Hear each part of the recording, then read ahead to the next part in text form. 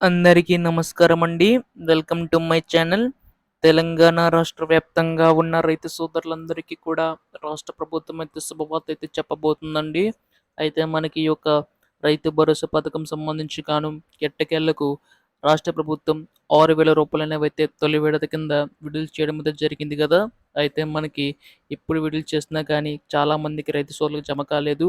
So వారికి ఎప్పుడు జమ చేయబోతుంది, అలాగే ఎంత జమ చేయబోతుంది, ఎన్ని ఎకరాల వరకు అనే దానిపై కూడా ఈ వీడియోలో పూర్తి సమాచారం తెలుసుకుందాం. ఈ వీడియోనైతే ఎక్కడ కూడా ఆపకుండా చివరి వరకు అయితే చూడండి. అంతకంటే ముందు కొత్తగా ఎవరైనా మన ఛానల్ని చూసినట్లయితే దయచేసి వెంటనే ఛానల్ అయితే సబ్స్క్రైబ్ చేసుకోండి.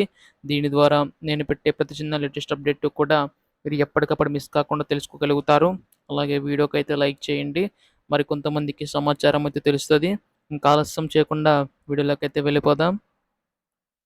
సో ప్రస్తుతం తెలంగాణ రాష్ట్ర వ్యాప్తంగా ఉన్న రైతు భరోసా సోదరులందరికీ కూడా రాష్ట్ర ప్రభుత్వం అయితే శుభవార్త అయితే చెప్పబోతుందండి. గత ప్రభుత్వంలో మనకి రైతు బంధు కింద ఈ యొక్క పథకం అయితే తీసుకొచ్చింది తెలంగాణ రాష్ట్ర ప్రభుత్వం.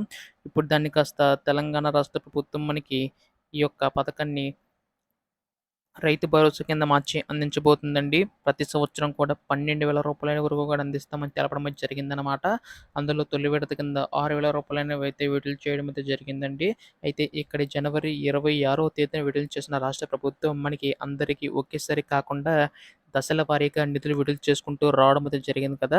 సో ఎట్టకేలకు మనకి ఏంటంటే అందరికీ కూడా జమ కాలేదు. సో మనకి మార్చి 31 తేదీలోపు జమ చేస్తామని చెప్పేసి అన్నారు. కాకపోతే కొన్ని కారణాల వల్ల జమ కాలేదు.